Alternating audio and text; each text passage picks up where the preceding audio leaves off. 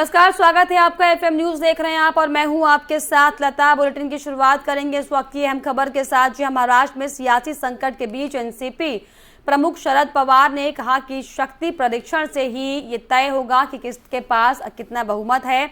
गौरतलब है कि राज्य में उद्धव ठाकरे के नेतृत्व वाली महाविकास आघाड़ी सरकार शिवसेना के बागी एकनाथ शिंदे की अगुवाई वाले गुट की कठिन चुनौती का सामना कर रही है। राज्य के सियासी संकट को लेकर एनसीपी की ओर से बुलाई गई बैठक में सीएम उद्धव ठाकरे के प्रति पूरा समर्थन जताया। एनसीपी नेता और डिप्टी सीएम अजित पवार ने कहा कि महाराष्ट्र में जो कुछ राजनीतिक परिस्थितियां का जो निर्माण हुआ है उसमें हम उद्धव ठाकरे के साथ पूरी तरीके से खड़े हैं।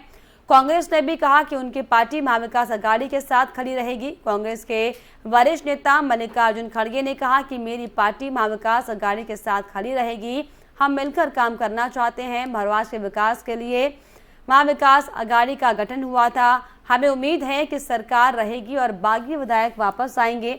महाराष्ट्र सरकार को बीजेपी अस्थिर करने में जुटी हुई है। उन्होंने पहले ऐसा कर्नाटक, मध्य प्रदेश और गोवा में भी किया था।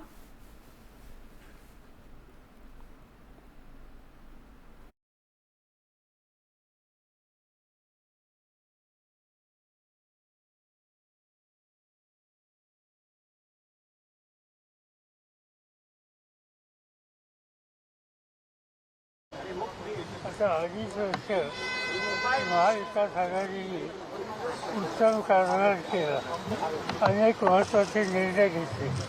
कोरोनासारखं एक राष्ट्रीय संकट असताना त्या संकटावर मात करण्यासाठी आरोग्य खात्याने उत्तम काम केलं। हे सगळं बघितल्याच्या नंतर हा प्रयोग फसला आहे असं म्हणणं याचा अर्थ राजकीय अज्ञान आहे।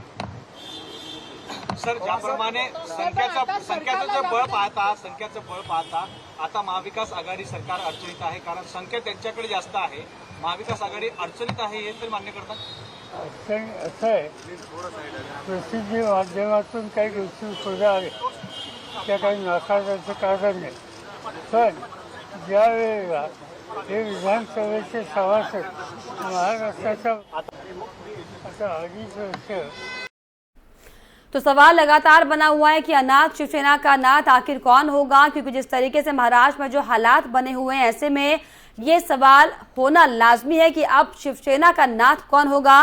दो तस्वीरें आपकी टीवी स्क्रीन पर, जिसमें पहली तस्वीर उद्धव ठाकरे जो कि मुश्किल में साफ तौर पर हैं इस वक्त, तो वहीं दूसरी तस्वीर जो है वो शिंदे सेना की है, क्योंकि जिस तरीके से 42 विधायकों का जो आंकड़ा है वो शिंदे के पास है, उसको लेकर उन्होंने साफ तौर पर बयान भी दिया है। और ऐसे में गुवाहाटी में तमाम नेता मौजूद हैं और दूसरी तस्वीर में ये वही तस्वीरें हैं जहां पर शिंदे की जो सेना है वो अब नया खेला करने के लिए तैयार है।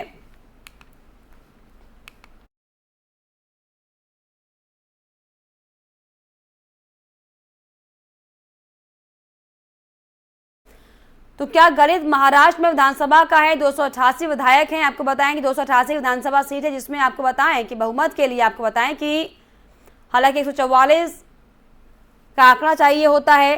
शिवसेना के एक विधायक के निधन के बाद कुल 287 विधायक अभी फिलहाल हैं।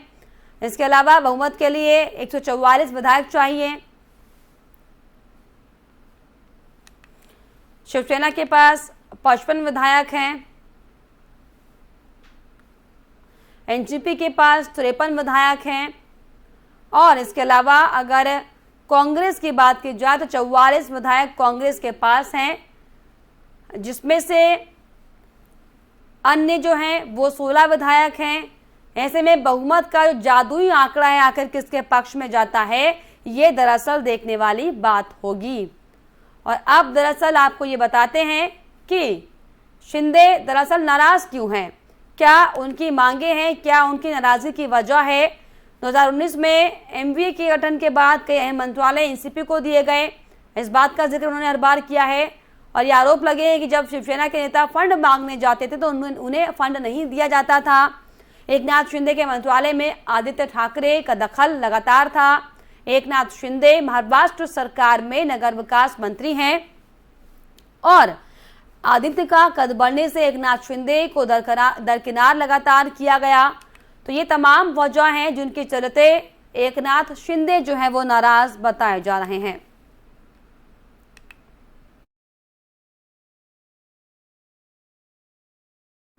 और अब आपको ये बताते हैं कि आखिर शिवसेना में कब कब महाफूट हुई है। 1966 में मराठी अस्मिता के नाम पर गठित शिवसेना में कई बार टूट हुई है। इसके अलावा छगन भुजबल, नारायण राणे, संजय निरुपम से लेकर राज ठाकरे तक आपको बताएं कि उनका नाम इसमें शामिल है। नाराजगी तमाम जो नेताओं की थी, इससे पहले चाचा से नाराज होकर राज ठाकरे ने पार्टी से विद्रोह किया था, जिसके बाद राज ठाकरे ने 2005 में शिवसेना से नाता तोड़ लिया था। इसके अलावा चाचा ठाकरे के फैसले से नाराज होकर एमएनएस का गठन राज ठाकरे ने किया था। साथ ही साथ ये भी आपको बताएं कि 1985 में इसके बाद नेता प्रतिपक्ष के पद को लेकर दरअसल छगन भुजबल ने बगावत कर दी थी, जो कि शिवसेना के खास नेता उस दौरान माने जाते थे। भुजबल कांग्रेस में शामिल हो गए शिवसेना को छोड़कर, और ये शिवसेना में पहली बड़ी बगावत थी। फिर 2003 में महाबलेश्वर में कार्यकारी अध्यक्ष के तौर पर उद्धव का नाम सामने आने से नारायण राणे नाराज हो गए, जो इस वक्त बीजेपी में हैं, केंद्रीय मंत्री हैं। नारायण राणे ने इसका विरोध दरअसल किया था। उद्धव और राणे के बीच तभी से राजनीतिक दुश्मनी जो थी वो शुरू हो गई थी, और जिसके बाद नारायण राणे ने 2005 में 10 विधायकों के साथ पार्टी से बगावत की और पार्टी को छोड़ दिया। तो साफ तौर पर 56 साल बाद आपको बताएं कि 56 साल पुरानी पार्टी शिवसेना में जो अब तक जो तस्वीरें सामने आ रही है, ये अब तक की सबसे बड़ी टूट मानी जा रही है, क्योंकि पिछले कई टूटों में अगर देखा जाए तो कभी ऐसा नहीं हुआ कि जब 10 से ज्यादा विधायक टूटकर शिवसेना से अलग हुए हों।